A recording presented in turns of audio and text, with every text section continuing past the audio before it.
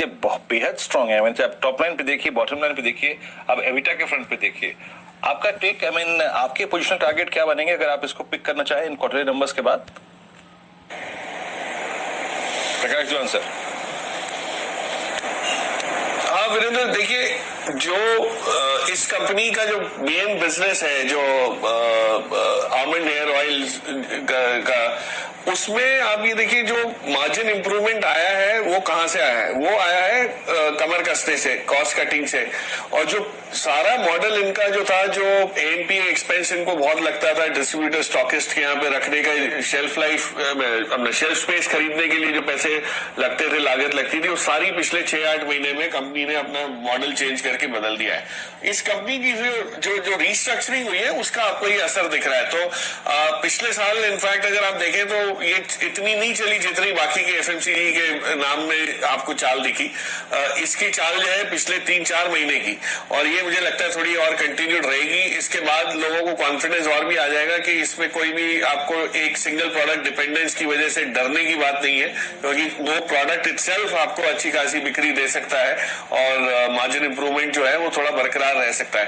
So I think trend थोड़ा सा लंबा रहेगा वीरू, बट एफएमसीजी में आपके पास इतने सारी चॉइसेस हैं कि बजाज कंज्यूमर की बारी आएगी कि नहीं, ये आपको सवाल उसका जवाब आपको अपने आप देना पड़ेगा। पर हाँ, अगर आपको किसी के पास है तो रखे रहिए, होल्ड कीजिए, क्योंकि यहाँ से भी थोड़ी अपसाइड आपको करीब 350-360 तक की री रेटिंग की वजह से मिल सकती है। तो बहुत ही कम देखने को मिलता है कि आपकी मार्जिन मूव करती हो 12.6% से 24.8। मुनाफा बढ़ता हुआ दिख रहा है 54.7 करोड़, और पिछले साल ये था 23.3 करोड़। तो कमाल की परफॉर्मेंस। और अक्सर आप ये देखते हैं कि नतीजों के बाद सेलिंग आती है स्टॉक में, और बजाज कंज्यूमर आपको दहकता हुआ दिख रहा है 320 रुपए 35 पैसे पे। ये ऑल टाइम हाई तो नहीं है इस काउंटर का, लेकिन जी हाँ 3-4 साल का हाईएस्ट लेवल आपके सामने बजाज कंज्यूमर पर आता हुआ। ये प्राइस आपने लास्ट अक्टूबर 2018 में देखा था। चलिए, ये रणनीति आपके साथ आती हुई। और स्टॉक्स में मार्क करता हूं, बाजार में तेजी इंट्राडे लोज से बढ़ती हुई। निफ्टी बैंक अब आपके सामने 31,230, थोड़ी देर पहले 31,174 था, तो आप समझिए कि लगभग 50 अंक की और तेजी। एचडीएफसी बैंक लास्ट मैंने मार्क किया था 1405, अब आपके सामने 1412।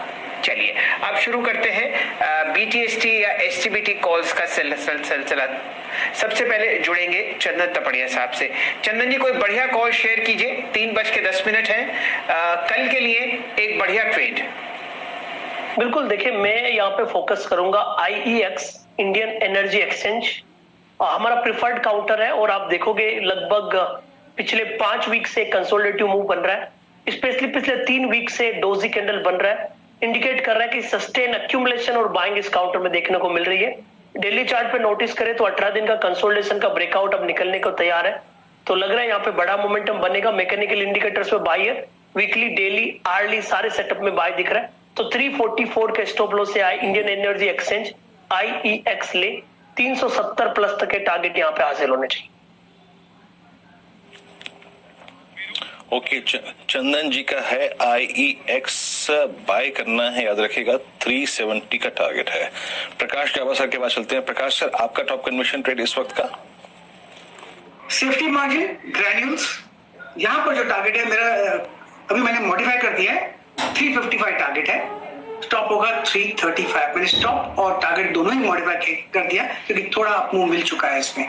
अपमूव बहुत बढ़िया है इसमें, आते दिनों में और भी हाई लेवल करीब 360 के देखेंगे ग्रैन्यूल्स इंडिया।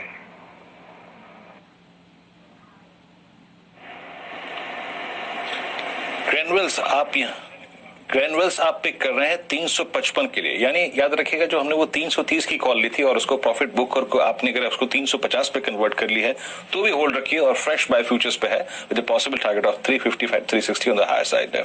रचना जी, आप क्या पिक करेंगी कल के लिए, बताइए।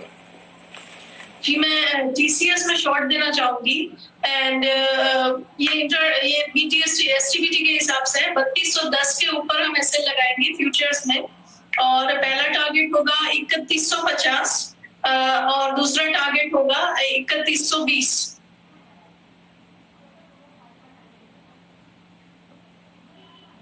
इस तक का अगर आप देखें शॉर्ट ट्रेड, दरअसल बीते 10 मिनट में 20 मिनट में अगर आप देखें हुआ क्या है कि आईटी बैकफुट पे आया है थोड़ा सा और बैंक्स जो है वो फ्रंट फुट पे आए हैं, यानी बैंक्स ने शॉर्ट कवरिंग जनरेट करी है।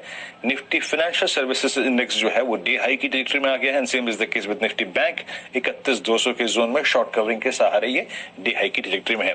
तो अभी हो गए हमारे पास 3 ट्रेड, चंदन थापड़िया का हो गया IEX, उसके बाद रचना जी ने अगर आप देखें TCS पे शॉर्ट दिया है और प्रकाश गावस्कर का हो गया ग्रेनुअल्स। ल्यूपिन इस वक्त फार्मा स्पेस से डे हाई पर आके ट्रेड करता हुआ। प्रकाश दीवान सर, शॉर्ट टर्म अपॉर्चुनिटी को देखते हुए और उसको प्ले करने के लिए आपके जहन में क्या आ रहा है 2-3 दिन के स्विंग के प्रोस्पेक्टिव से, क्या बाय करना चाहेंगे आप इस बाजार की गिरावट के बीच में?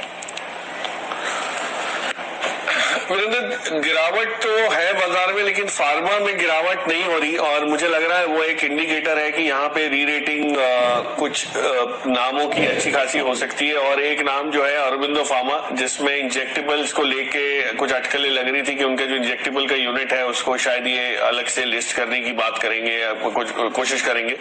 वो ना भी करें तो ये याद रखिए इस कंपनी के पास बहुत अच्छी लाइब्रेरी है, API में भी अच्छा खासा रोल है इनका, आपके इंजेक्टेबल्स में तो है ही है, US के ब्रांडेड जेनेरिक्स में है और इंटरेस्टिंगली इनके पास वैक्सीन की भी क्षमता है। तो थैंक यू।